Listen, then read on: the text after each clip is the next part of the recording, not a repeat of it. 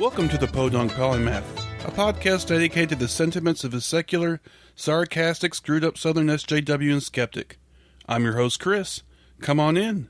This is episode 25 of the Podunk Polymath Podcast. Thanks once again for joining me in the pre-ramble this week. Well, it's Trump. He just can't help himself. First week and he's already done a bunch of shit that's just fucked up as hell. Right now, the big thing is that he decided he was going to institute a ban on Muslims coming to the country from certain 7 countries. Strangely enough, none of those include the ones that commit the most terrorist acts in this country, including Saudi Arabia. And I can't remember right off the top of my head, but I'll put a link in there in the show notes. But he has instituted this ban. The fallout has been swift. The ACLU went to court to try to stop it.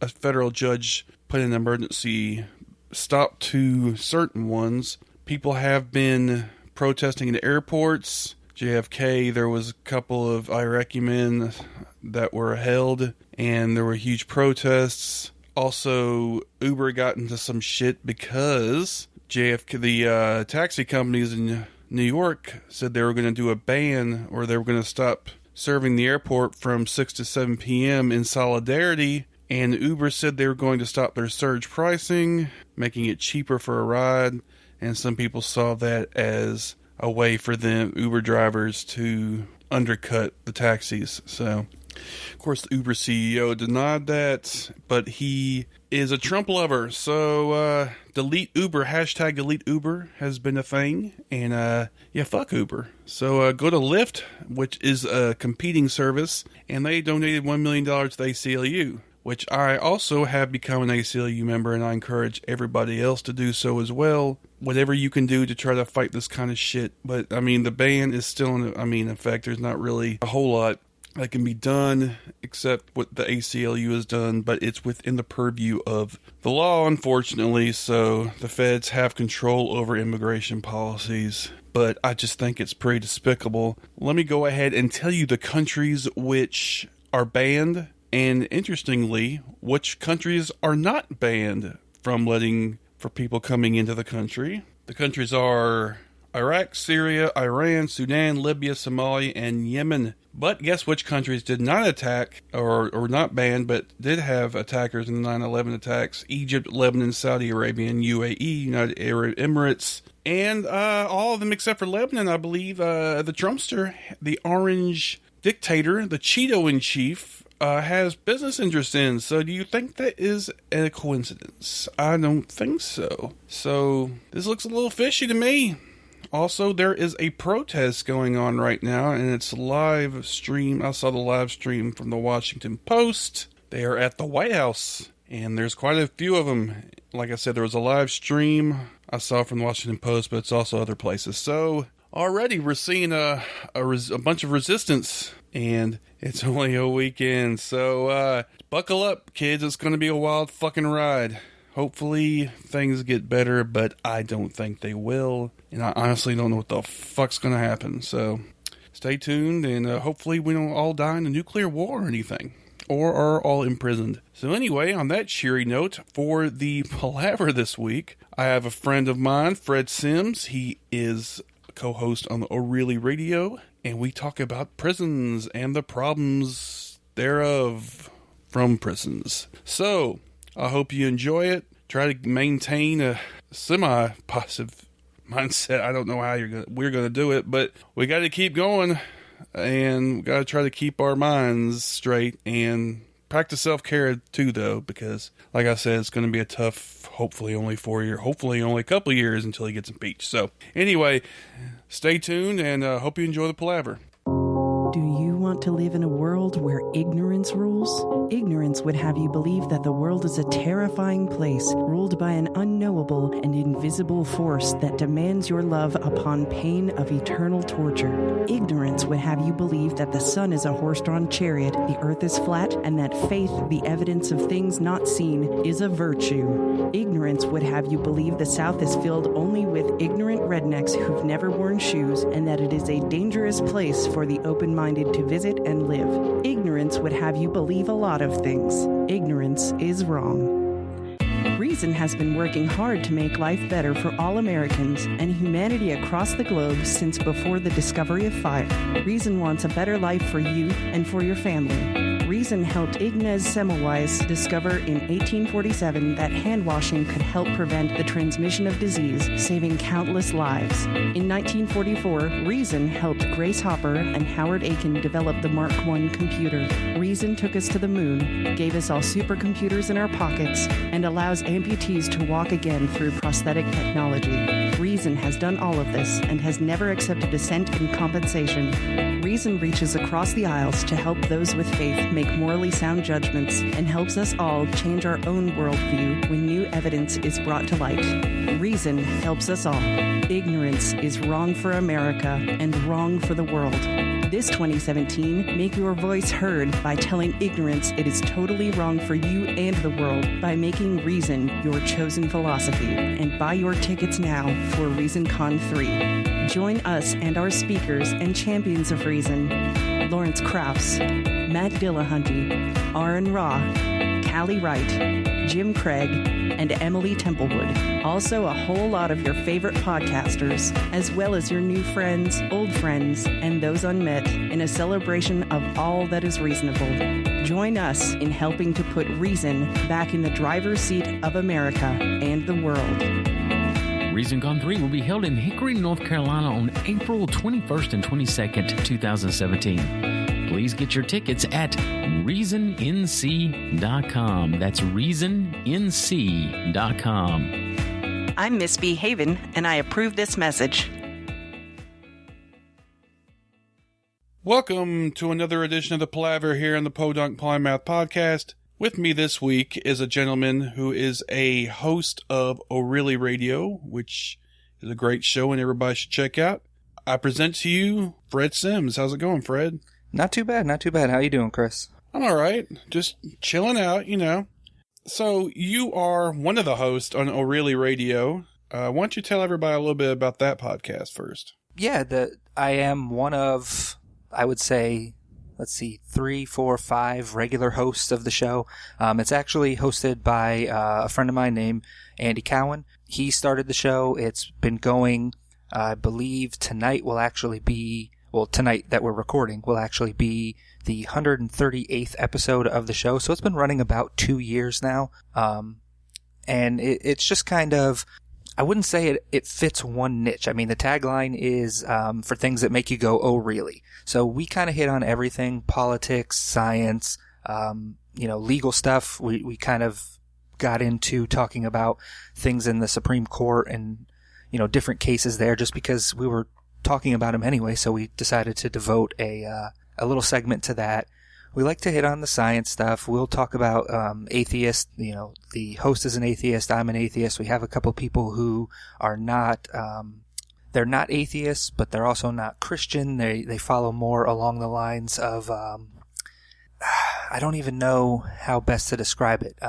Multi-theists, like they believe in like the goddess and things like that. And so, I mean, we have an eclectic kind of group in terms of beliefs and things like that. So we kind of fit every niche that you might find at any given time. That sounds cool. How long have you been on the show yourself? I have been part of the show for just over a year now. The end of, I would say, December 2016 was about my year on the show. Kind of weird story. I'm actually married to Andy's ex, and that's how we met. We're friends. We do a show together. Yeah, so. Whoa. My wife and I have known each other since high school. We never were really a thing, or, we were just friends in high school. And then she went and lived life. I went and lived life. We both got married, had kids. After we both ended up divorced, we found each other again, got together and got married. And it just so happens that her ex-husband is probably one of my better friends. Obviously, we do a show together. Wow. That's just, I don't know what to say. Yeah, it's a little weird. You didn't prepare me beforehand with that one. No. It's normally something that just kind of pops in. Like, it's one of those, because that's the whole thing, is like, oh, how did you get on the show? It's been running 2 years. You've only been doing it a year. There's no really other way to describe how Andy and I know each other. You kind of got to hit the whole story. Yeah, you're right. I'm just kind of, it was just, wow. Okay. That's cool though that y'all, can do that. That's cool. Yeah, he's probably one of the most laid back, nicest people you'll ever meet in your life. If we have the opportunity to have you on the show, obviously you'll kind of get a feel for that. But it's just one of those things where most people have that like horrible ex story. I actually do have that horrible ex story, but she doesn't, and for whatever reason it works. I'll take it because he's a great friend to have. I'll never look that gift horse in the mouth, so to speak, of actually having a good friend come of the fact that, from my wife's previous marriage. Well, I mean, like I said, it's cool that y'all get along and stuff. So, I mean, I'm not, no judgment here. It's all good. I mean, I'm sure a lot of people wish they could have that kind of relationship with their friends or whatever. Oh yeah, no doubt. I mean, I work with people that say the same thing. They're like, I don't understand how you guys do it. It's like, for whatever reason, it just works. It's cool. All right. Well, good deal.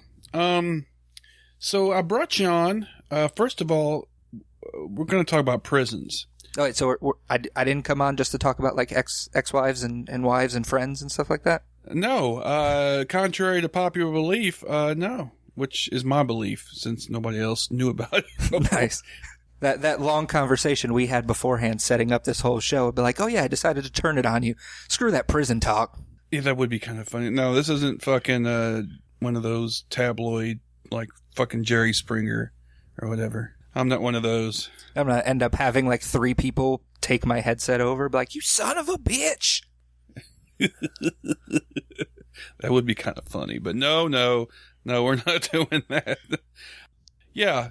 Why don't you give everybody first of all, a little background about your career in corrections? Yeah, no problem. Obviously, that's kind of where we ended up on in terms of topic. You had put out a call looking for people, that may have wanted to come on the show and talk about various things. And I put out, hey, I'm interested. And then it was just trying to figure out where we would go from there. And there were a couple of topics I think we talked about that you had either already done on your show, which I'm still catching up on, by the way. I think I'm on episode 10. I absolutely love it. Just wanted to throw that out there since you did, let everyone know that I was on a semi-decent show. Your show is fantastic. I love the premise and everything like that. But, we were talking about it and it kind of hit like, oh yeah, by the way, I used to work for the Brevard County Sheriff's Department in their jail. And I worked corrections for about 2.5 years. And you were like, oh, that's super interesting because I want to do a show on prison and prison reform. So yeah, first of all, thank you for lying. I know you're just on there, so you have to say that. But thanks anyway. I appreciate it for the compliment. We'll just go back and forth like, yeah, your show's so good. Yeah, I know, right? It's so awesome. Just continue to kiss each other's ass ad infinitum. But yeah, so anyway, you used to be you worked in a jail, right? Yes. Not a prison. No, not a prison. Right. Why don't you kind of explain the difference, maybe? Yeah. A lot of people tend to be confused by the difference between what a jail and a prison is because you'll hear them used interchangeably. And basically, in the jail, what you have is a population of people that have been arrested for an offense and they've not yet been convicted in most cases. So those are the people there that are waiting for their trial, going to see whether or not they will be convicted, basically in a holding pattern. You will also have a population of inmates that are convicted, but their sentences are a year or less.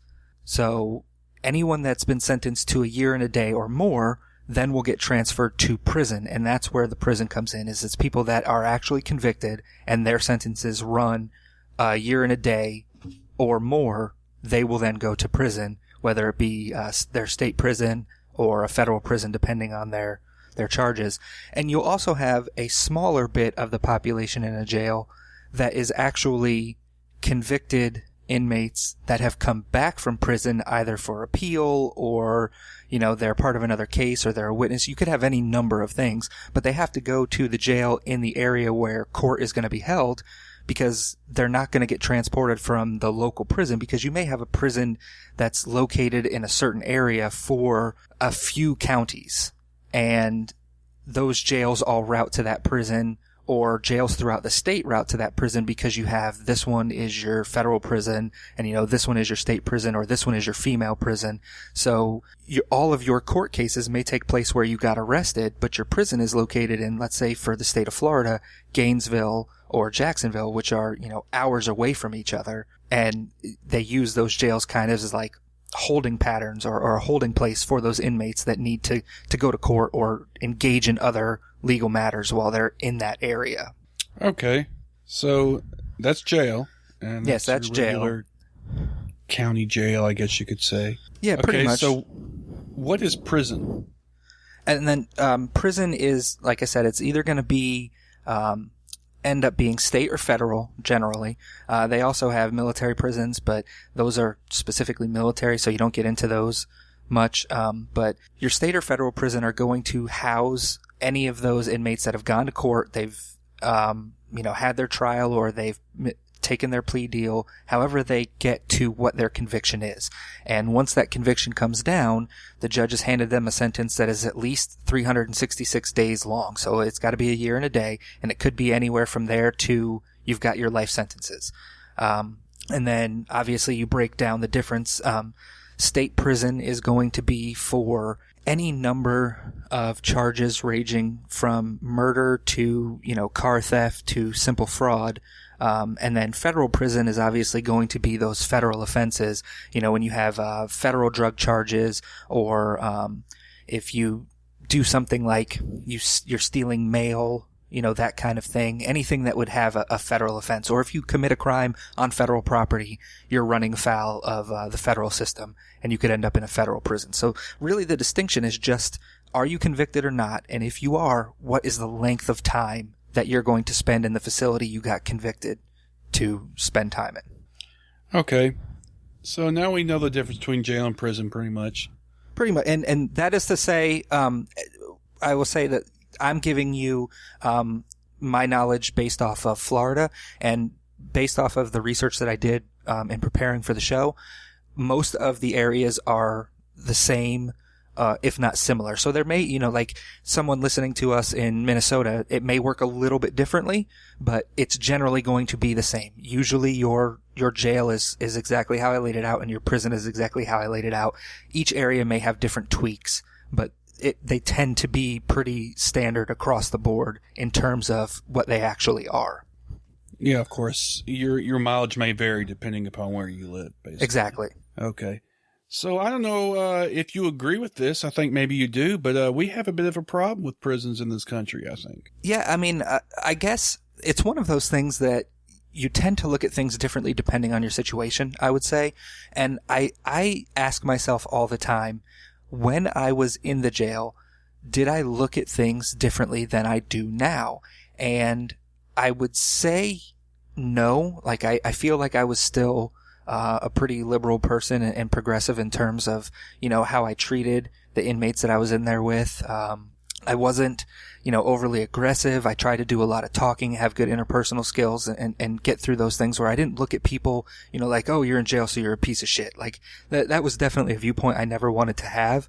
And you'll see that a lot. Like, there are some people that just can't, like, they have to have a separation between themselves and the inmates.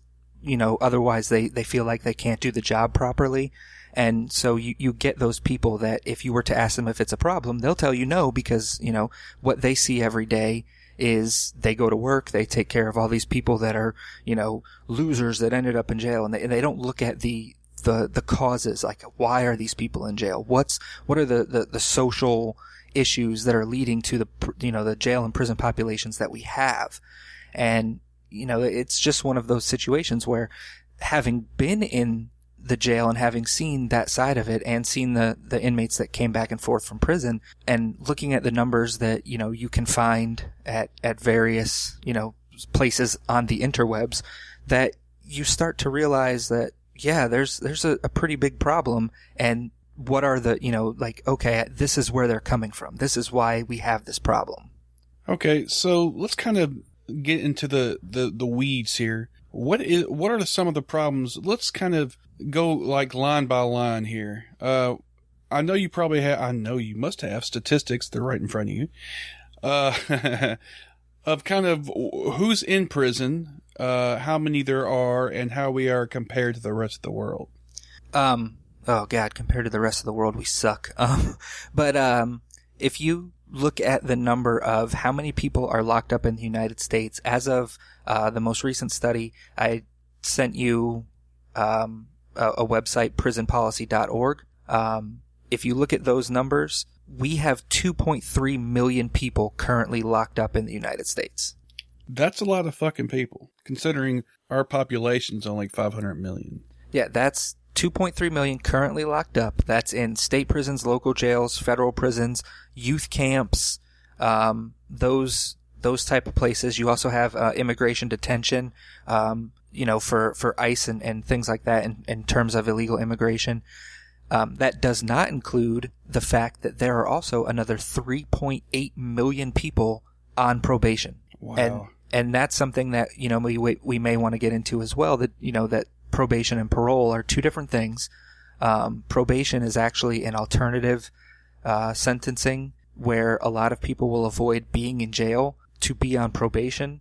And that's kind of where you get that recidivism, because people don't realize that what happens on probation is, let's say you do something wrong and you are sentenced to 3 years probation. What actually happened was you were sentenced to 3 years. Instead of going to prison, they opted to give you probation. So if you violate that probation, you're going to do the rest of your term in prison. So if you add those two numbers together, you're talking 6.1 million people that are either locked up or on probation in the United States. That's a whole lot of fucking people. And I know we have the largest prison population in the world, I think. Yeah, we do. No, we definitely do. In fact, I believe the United States makes up 5% of the world's population, but our prison population is 25% of the world's prison population. That's just, that blows my mind.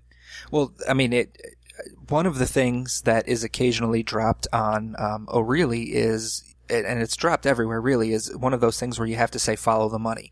And that's where you get into, why are we 25% of the world's prison population? Because there's money involved, because it makes people money to, lock other people up. So they do. Yeah, there's a little bit, and this trend didn't start until the 80s, I believe, because even up until the late 70s, I think, the prison population wasn't that significant. Well, no, not to this level. And you can highlight the 80s specifically because you start to look at something like the war on drugs becoming real big, and it kind of goes in waves. So the war on drugs becomes real big, and they start arresting people for misdemeanor drug possession, or just, the smallest things that you could imagine people being arrested for. And then they start going through the system in which they end up going to jail. Then they go before the judge. And at those same times, you start looking at things like mandatory minimums and judges that are trying to be So what you had was they were looking at ways to try and figure out the prison population, because they were looking at recidivism rates. And what recidivism is, just in case anybody doesn't know, is essentially it's repeating the same thing. So the thought is that once you've been through the doors of jail one time, you're going to go back. It's almost a guarantee. There are very few people that have been arrested that are not arrested at least one other time, possibly multiple other times. And so what judges and lawmakers were looking at was all of this high recidivism rate, and so they started giving longer sentences, because how do you keep people from going to jail a bunch? You just keep them there a long time. Yeah, that'll do it, and of course become institutionalized. Exactly. And so you have all of these different things combining. So now you've got the war on drugs leading to a bunch of small arrests. In order to keep those people from continually going in and out of the jail and prison system, they're giving longer and longer stays, which means now your population is growing. And your population is growing bigger than what your facilities can hold.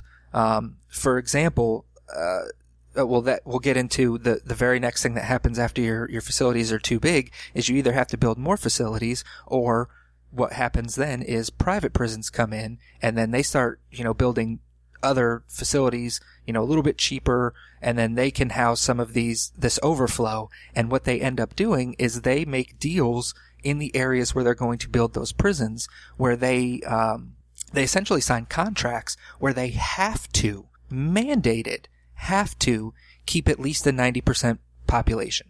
Wow. Yeah, the private prison industry, that's a whole nother subject right there. Oh, yeah. I mean, when you talk about this particular topic, I mean, there are several things that you could do a specific show on.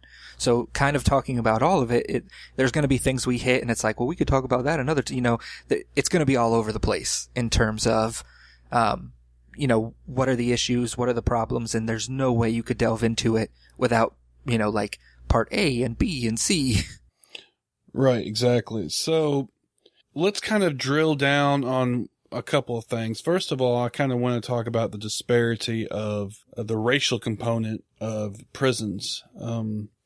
So, of course, the biggest one, well, the main one, is the black population is only 13% of the population, but they are, I think is it 40% of the prison population in this country? Yeah, absolutely.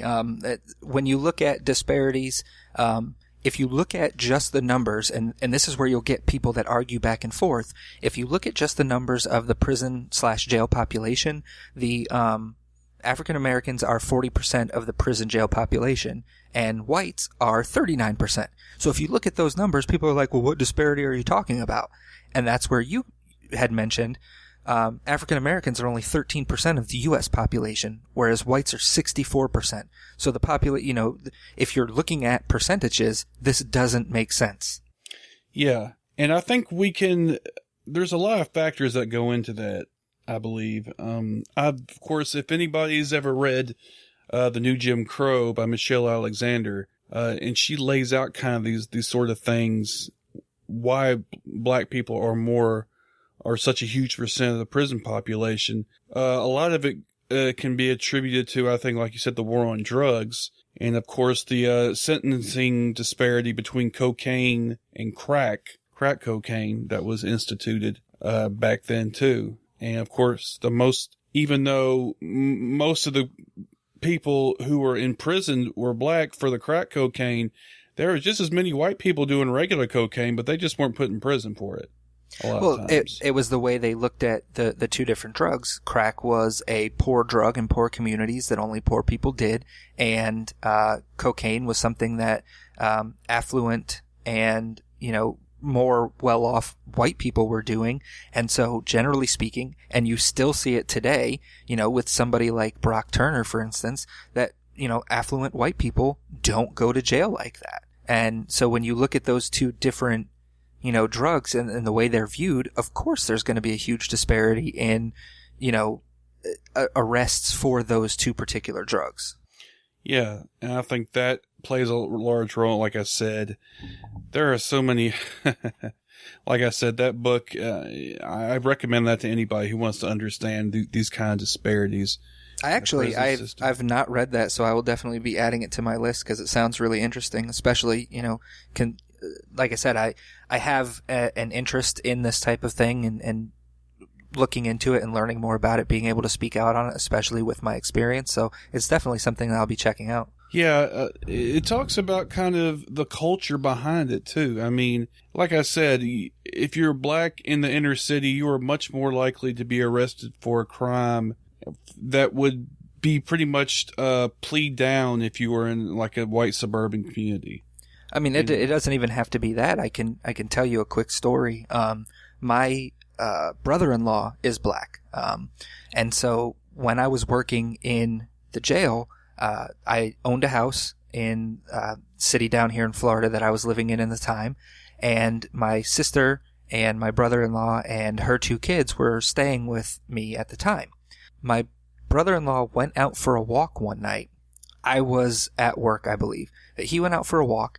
And I guess there had been a situation where someone had been going around to the houses in the neighborhood and kind of looking in the back windows. And one of the people saw and called the cops. And so while my brother-in-law was out walking, the cops that were kind of patrolling the neighborhood stopped him, asked him a whole bunch of questions, asked him where he was staying, tried to confirm who he was, basically went so far as to detain him for, a good a good 15 minutes, asking him all these questions, checking his ID, running him through the ringer.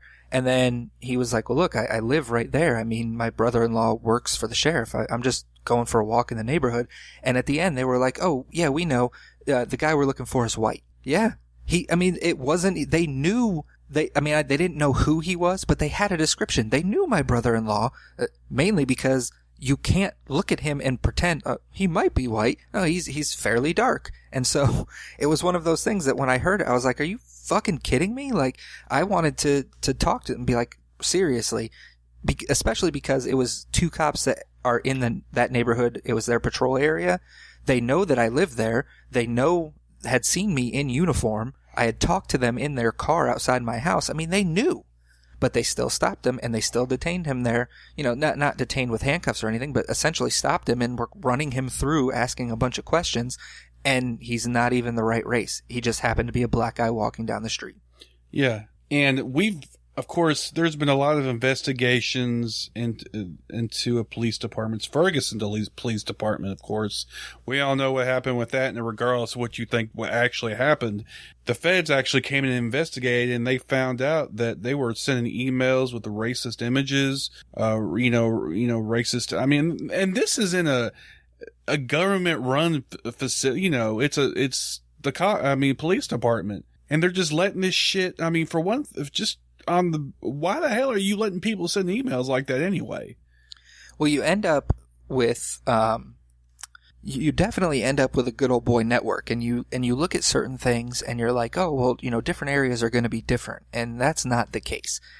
You'll see, there are, my area where I live in Florida, it's a small area, but you see the same type of things. And what you end up seeing is these people that are going into law enforcement, by and large, are, let's say, ex-military or ex-athletes, or that they had the desire to be military, but for whatever reason they didn't go that route, so they decide to pick law enforcement. And you kind of get this mold of the typical average white, maybe grew up in a household or family or situation where minorities weren't spoken of in the highest light, and none of that comes to fruition because the people interviewing them for the job are white. The people that they have to go to, their psychological evaluations for, if they do them, are white. They're not running into a lot of minorities through the hiring process.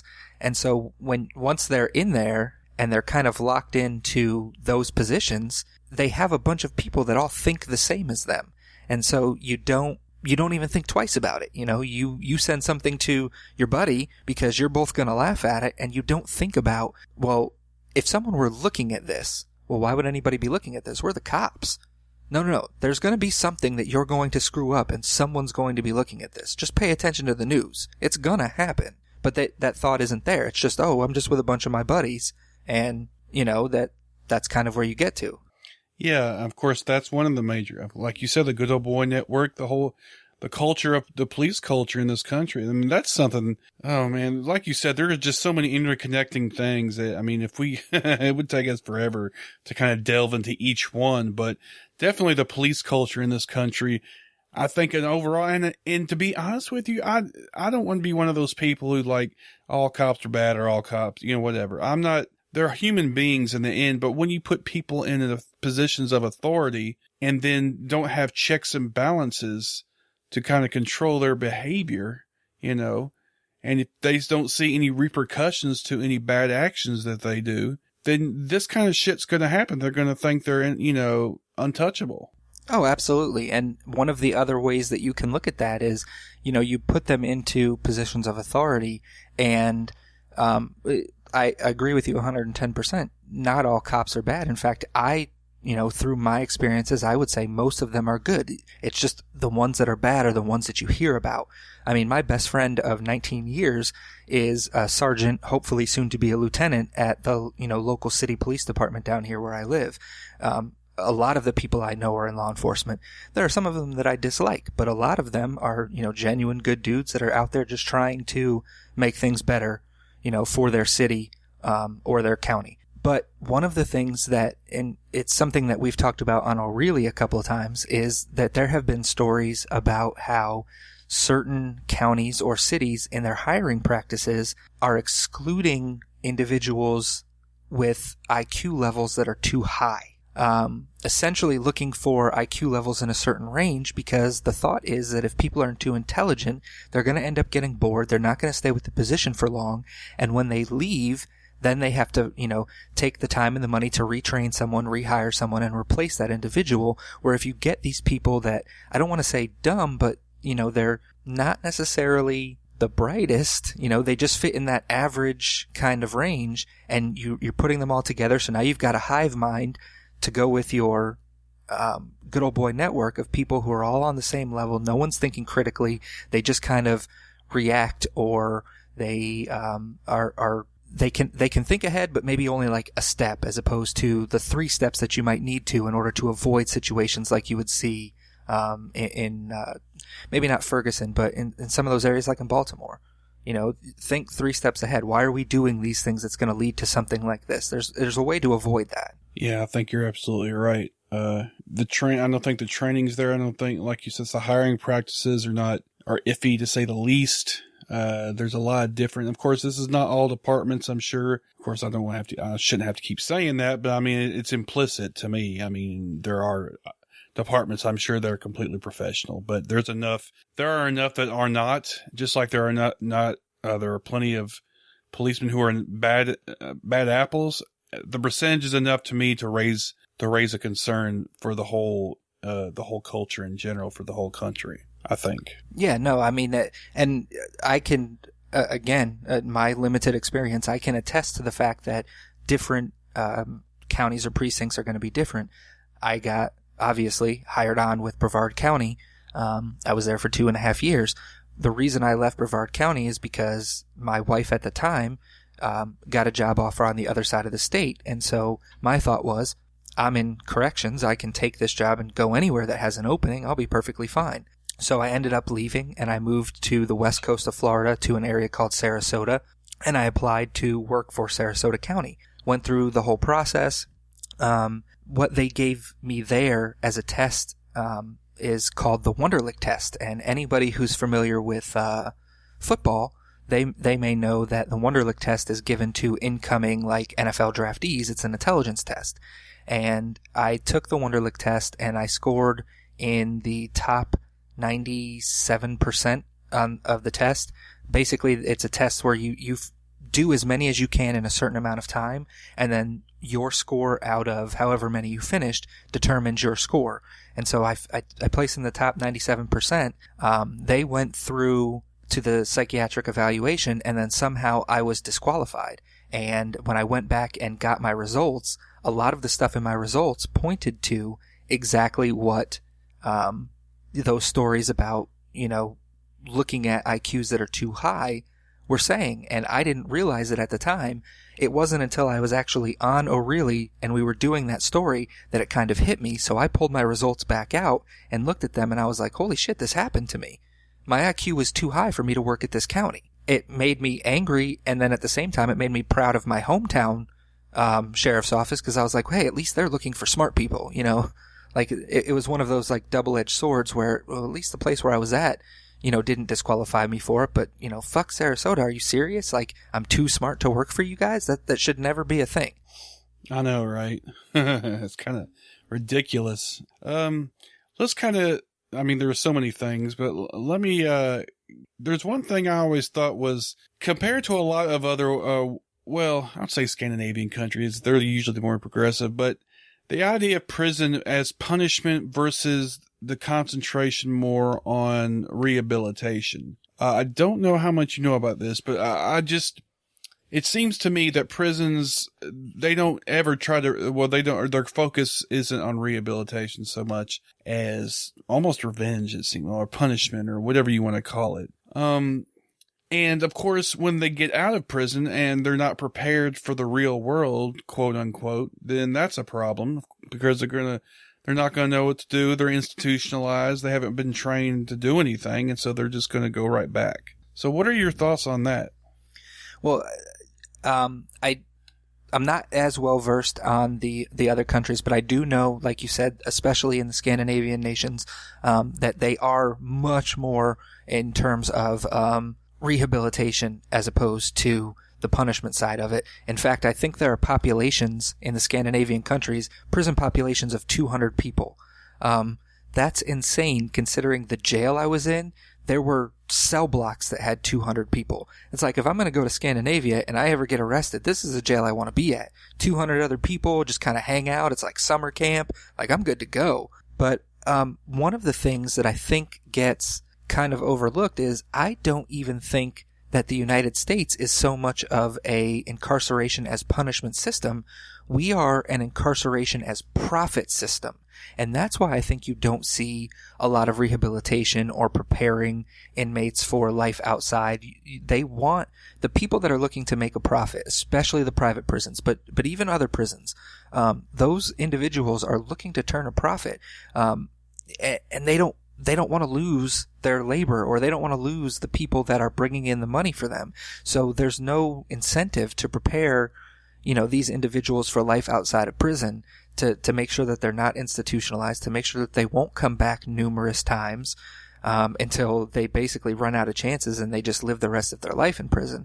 So a lot of people, I think, are still looking at it as, oh, it's a punishment because that's, it's easier for the talking heads to say, oh, we're a punishment system, because it takes the views off of, no, we're a profit system. And if people start getting outraged over the fact that we're essentially still making money off of what amounts to slave labor, then you would see a lot more reform, I believe, in prisons. But it's easier because they're like, well, we got to do something. And you get those people that definitely do have the, well, no, they need to pay for their crimes. I'm like, well, no, they will do that with time, but let's make sure that they don't do these things anymore, or that the situations aren't there that lead to them having to do these things. Yeah, of course. And again, it's all intertwined with socioeconomic situation, or, the rampant racism in this country, institutional and otherwise. I mean, there are so many different factors that go into this. And like I said, we could do a whole fucking... a series. You could definitely do a series. Yeah, and there have been series done. I mean, it's just... I think smarter people than you and I are built for those series. This is just a good, solid conversation on a good, I'm kissing your ass here, good podcast, even if you don't want to take my compliment. Well, it's scratching the surface, and a lot of it, I just want to get people thinking, all 5 people that listen to this podcast, thinking about, the topic, and kind of encourage people to look into it a little more deeply. So you kind of were talking about private prisons, the profit motive.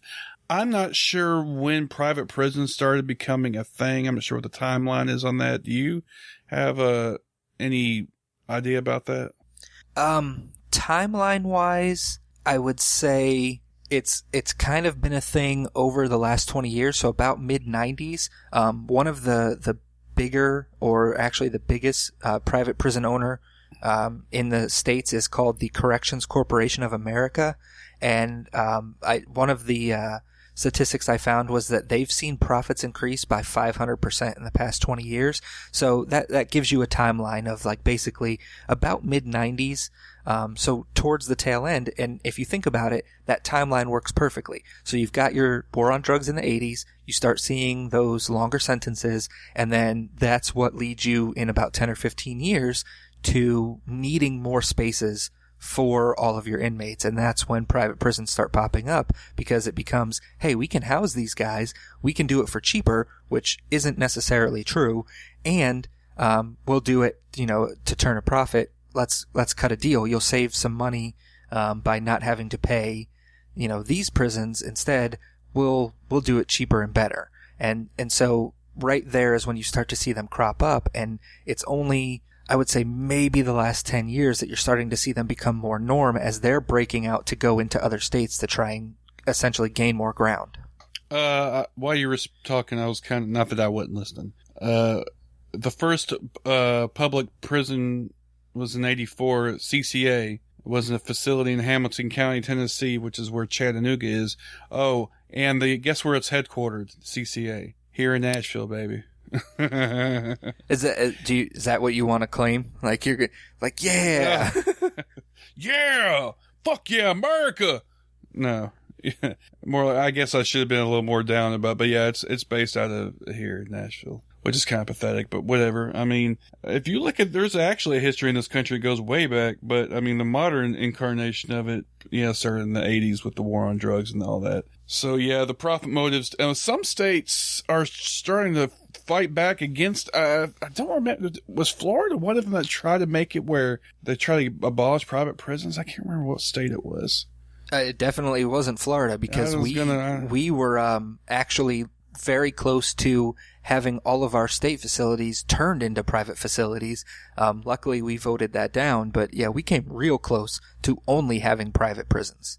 Well, I guess in Bizarro World I might have been right, but not in this particular. But I don't remember what state. There's a couple of states that are trying to abolish private prisons altogether because of the backlash. And if you really, there have been a lot of exposés on private prisons, and if you pay any attention at all, which prison reform is something I've paid attention to because I'm a fucking SJW, and that's what we do, we just look for shit to bitch about, But yeah, this is something that's really struck me as just so ridiculously, obviously, just corrupt as shit. It's just ripe for corruption. You know what I'm saying? I mean, they do anything to cut costs in these prisons a lot of times. I mean, they won't feed their employees anything hardly. And you said they're required to have a certain amount of capacity, percentage of capacity in these prisons, which means they have a fucking incentive to put people in prison. That's fucked up, Oh yeah, I mean, the fact that their entire dynamic is built off of money per body in beds, and so, like I had mentioned earlier, they end up with agreements with the states that they guarantee to have a certain percentage of population, and so, those numbers most of the time will be at 90%. So they're telling the state, we will keep a 90% occupation rate at all times. Why would you do that if the goal isn't to make money off of these people? Because what you're saying is that we're essentially going to get these people and hang on to them. And if for some whatever reason we lose them, then we need to find ways to get more in, because we told you that we would keep this rate. And so it ends up working together. And you can take that a little bit further, I mean, in terms of being ripe for corruption. So if you look at something like the 3 largest for-profit prison corporations have spent more than $45 million on campaign donations and lobbyists for politicians to vote for privatized prisons. And then you look at something else like 100% of all military helmets, ID tags, bulletproof vests, and canteens are created in the federal prison system through prison labor. There's no incentive to let individuals leave because it's different tendrils of our government are woven throughout this system. Yeah, exactly. And prisons are one of those things, along with healthcare, that should have the private industry should have no role in that at all, to me. The profit motive is destructive when it comes to those sort of things, I think. Of course, Republicans. Yeah, anytime you're associating a human being with a monetary value, you're running into a problem. Anytime you're trying to monetize a human being and it's not fair wages for fair work, you're running into a problem. Yeah, and it really disgusts me, to be honest with you. I mean, like I said, and of course, education's another thing. Trying to privatize the shit out of that too. And I'm not seeing, that's another subject I need to talk about in another episode, actually, is charter schools and the kind of effect they have on public schools. But that's whole other subject right there. I think you're going to get to see a lot of that coming up, especially with the current Trump pick for education. You're probably going to see more of that. So you might get some real good data for a show coming up here soon. Oh, wait, now, don't think Obama was any better. Arnie Duncan was a big charter school advocate. So, I mean, he wasn't great either. So, I mean, I'm not saying he's, Trump's better than fucking though. I would have to be out of my goddamn mind to say some shit like that. But there is certainly some overlap on some things. That's all I'm saying. But, Oh, yeah. I mean, again, I wasn't recusing President Obama from any of the faults that he may have had, but Trump's pick for Secretary of Education being someone who is very much in favor of the voucher system means that you're going to end up with a lot of charter schools and private, religious-based schools getting a lot of funds and popping up in bigger numbers, and that's where you start to see the effect on the public schools, like you said. But we're not talking about that, so I won't go too much more. Sorry, I kind of got off topic there for a minute. But it is all kind of the idea of private industry taking control of prisons to me is definitely fits in. Yeah. Yeah. And I guess another thing is, the solitary confinement. That's a form of torture to me. Anytime you deprive somebody of usually human companionship, light, if you've ever seen any sort of documentary on this or any sort of, expose on it, it's pretty much torture. I mean, by any definition, if you look at the Geneva Convention, which is usually considered a pretty good source for these sort of things, I consider it torture, and it's used, God, it's just used so liberally, Yeah, and this is one of those areas where the difference between me having worked in a jail versus a prison, I'm left without a lot of solid experience or knowledge into how solitary would work in a prison. I only know what I have seen, various media sources and reports or stories or things like that. But I know specifically in the jail, we did have, some solitary confinement, but there are definitely standards and, checks. So, you have to have a guard or an officer there at all times, and then they have to check on the inmates, at intervals. So it's not like they're being ignored or, like you get those things where like they're being fed the lesser food or they're looking at what they're being given and it's like they get some bread and water and they're just kind of forgotten. At least in the jail I was in, and anecdotal evidence is always, it's never a good arguing point because, your anecdotal evidence means nothing to everyone else. So it's just one of those situations where I don't have the experience with it to kind of rail against it. Not to say that I think it's the best idea, but I do know that we had some inmates that preferred it, and I think it would be the situation.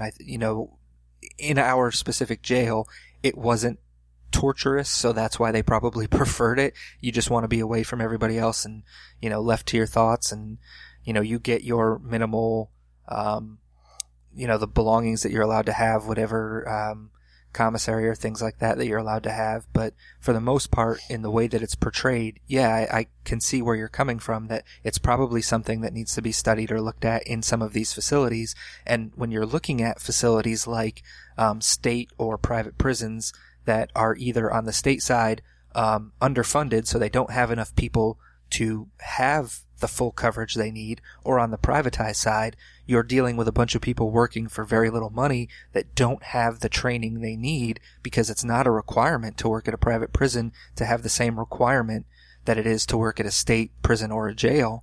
And, you end up seeing situations where it doesn't work the same. It's, you've got those situations that you're describing in, like, let's say a private prison, because those people don't know enough or care enough to do the things to take care of their inmates that are in a solitary situation. Yeah, I think you're right. And of course, there's always, there's always bad examples. But again, there are so many examples of this that it's something that's a concern, I think, in general. Of course, not every prison, not every jail is going to be the same. There are right, some that and are that's, yeah, I mean, that's exactly kind of what I was saying. Is just, I only have my experience.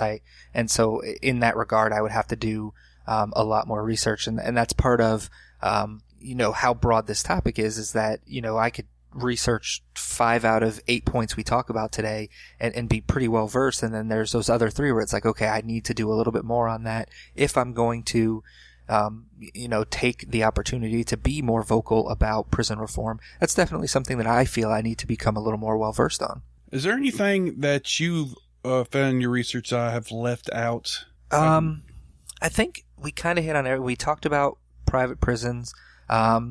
We kind of hit on, how probation is a little different and the numbers there.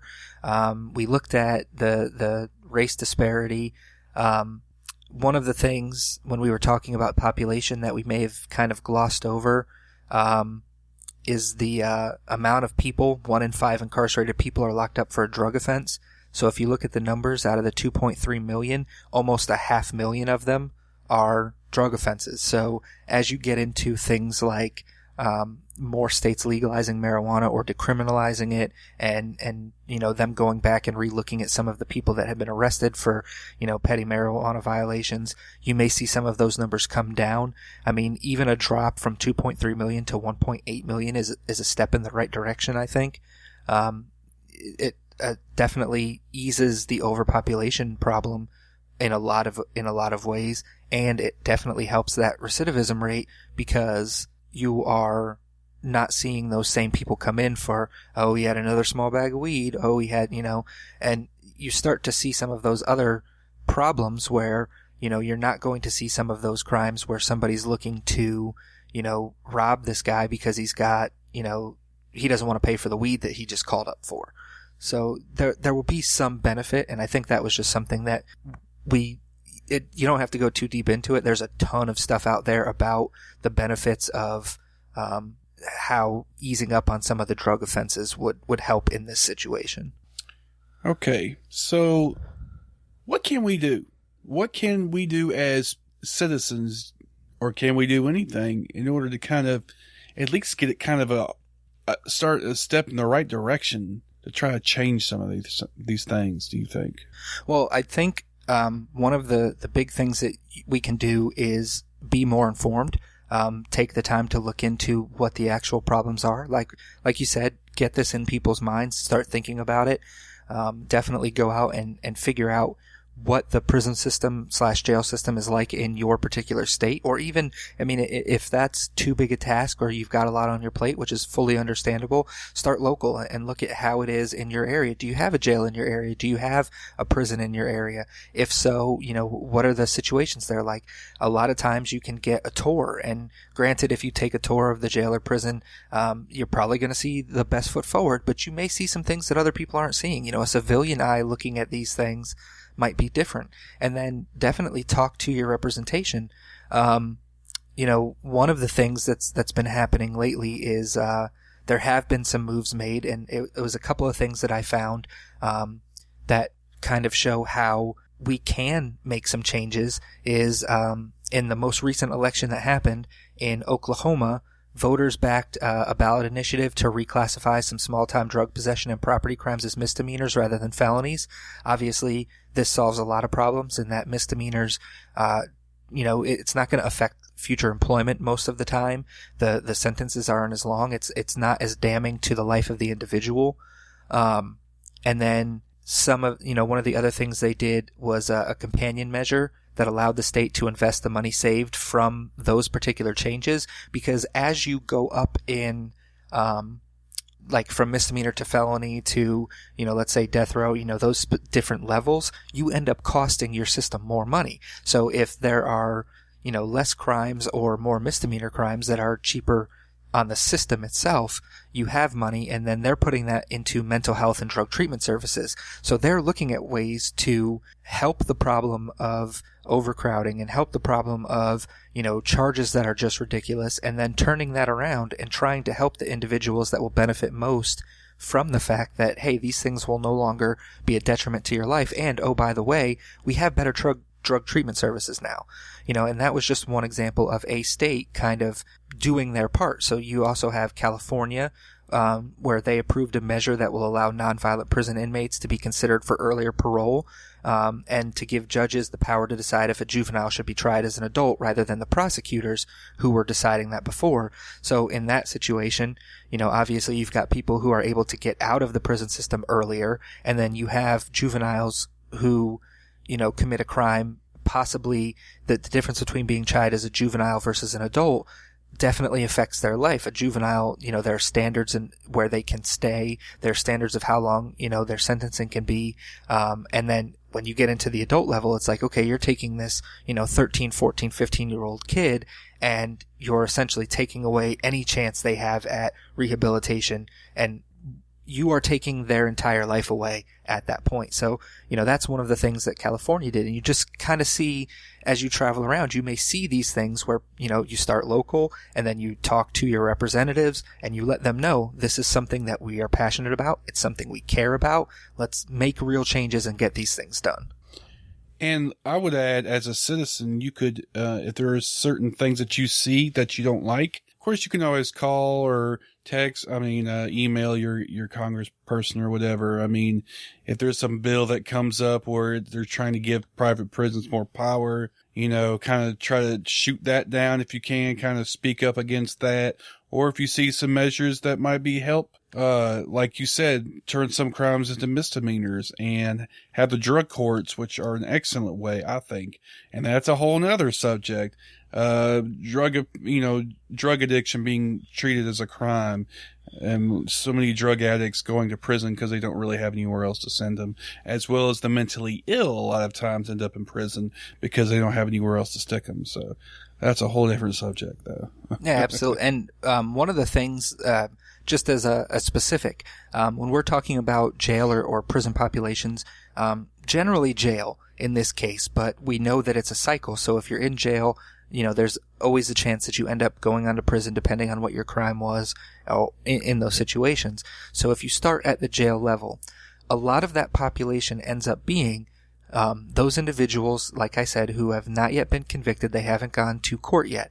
And if you can't post a bond or bail, what will end up happening is you have to stay in the jail until you go to court. So there is a recent change in New Mexico where now voters changed the state constitution, basically preventing the detention of non-dangerous or flight risk defendants just because they can't afford the bond or bail. So what they end up doing is they have to go through a process to determine whether or not they're considered to be non-violent or a flight risk.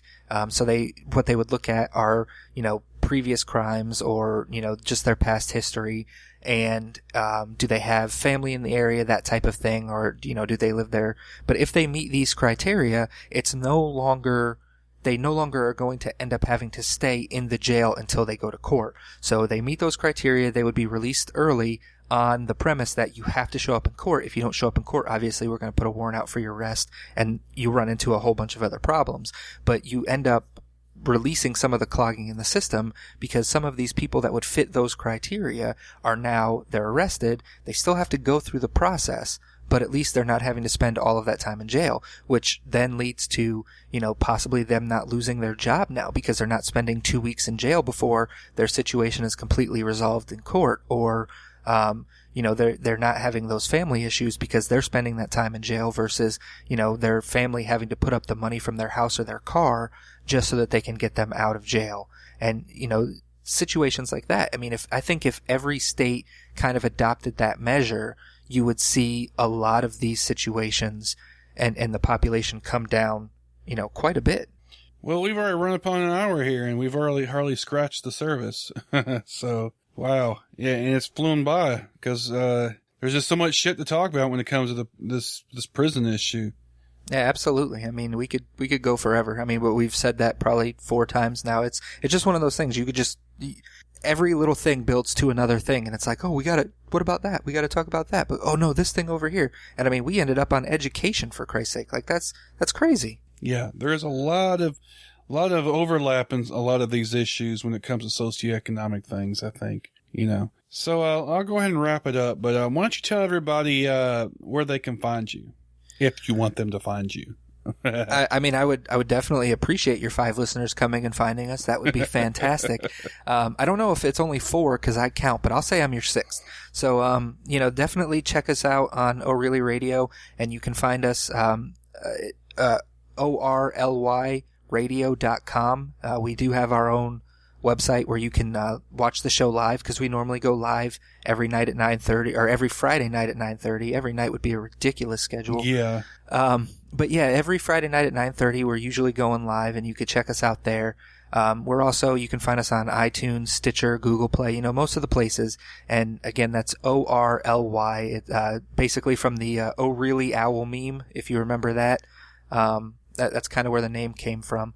But yeah, definitely check us out there. And then I do have a Twitter that I use to troll President-elect Trump and respond to various other podcasters that I listen to. And if you wanted to check me out there, it's at @OReally_Fred. So ORLY_Fred, my first name. You can check me out there as well.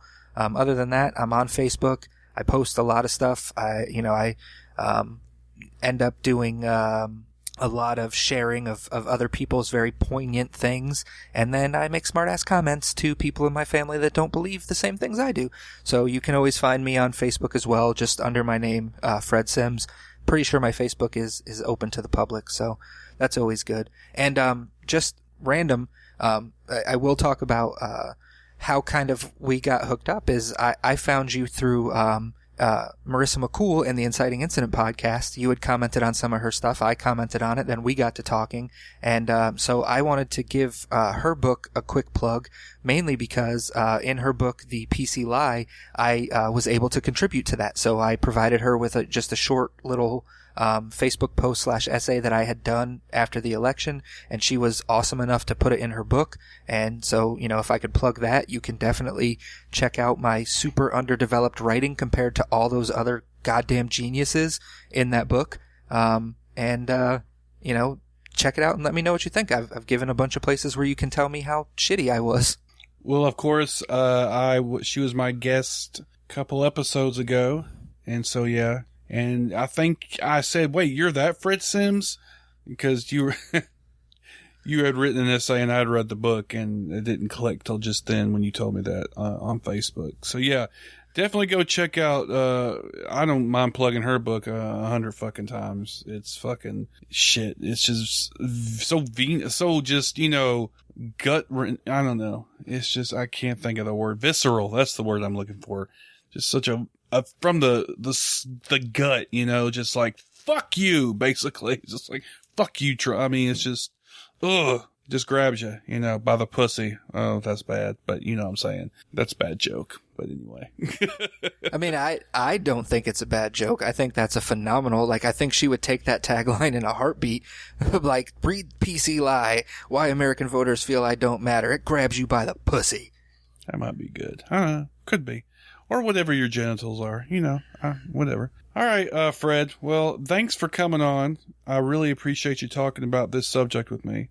Oh, thank you. I really appreciate you having me on. This is this is the first time I've ever kind of done an interview with another show solo. So, I mean, I hope I did a pretty good job. I feel, like you said, we could go on and on about this subject, and I really enjoyed talking about it. So, hopefully maybe one time we can get you on O'Reilly as well.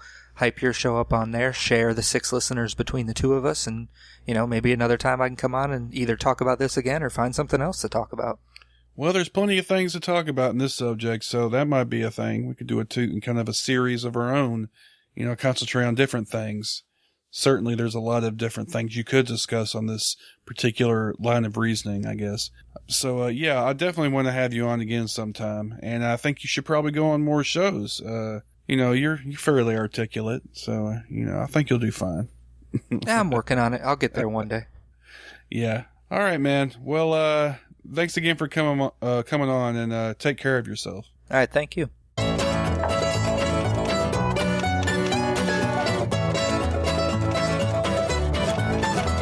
That'll do it for this episode of the Podunk Polymath Podcast. I want to thank Fred Sims for coming on and talking to me about prison reform and what we need to do to try to make things better. Although, under our current administration, I doubt anything of that nature will be implemented, because he's not exactly a progressive guy, and that's putting it mildly. Of course, you can check out the show on my main page is thepodunkpolymath.com. Of course, you can come over to Google Play, iTunes, and Stitcher, all of which buttons are on the side of the page along with the Patreon button, which I hope you can become part of the podcast posse over at Patreon.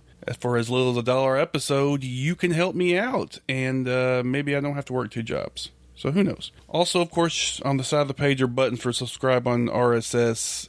You can see my Twitter feed. You can subscribe via WordPress, and you can also see comments, recent posts, etc. The music was done by ... Go check them out and their music at cdbaby.com/cd/... The link to their Facebook page is on the About page, but I'm not going to say it because it's unnecessarily long and convoluted. Of course, you can come on Facebook, Twitter, YouTube, and Google Plus under the Podunk Polymath. You can email the show, podunk.polymath@gmail.com.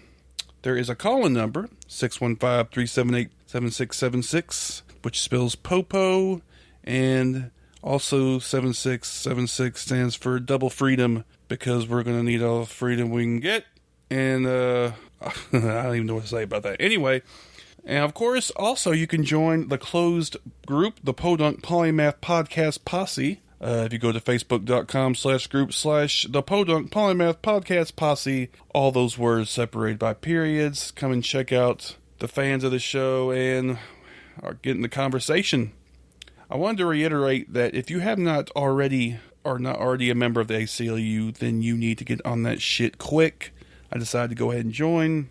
I think it's important, especially now considering they're going to be at the forefront of this kind of stuff, fighting the orange dictators' mandates and such. So if you can, help the ACLU. If not, maybe you can tweet or share their stuff or just keep the word going, or however you want to do it. Anyway, I appreciate y'all listening, and resist. And until next time, y'all take it easy now, okay?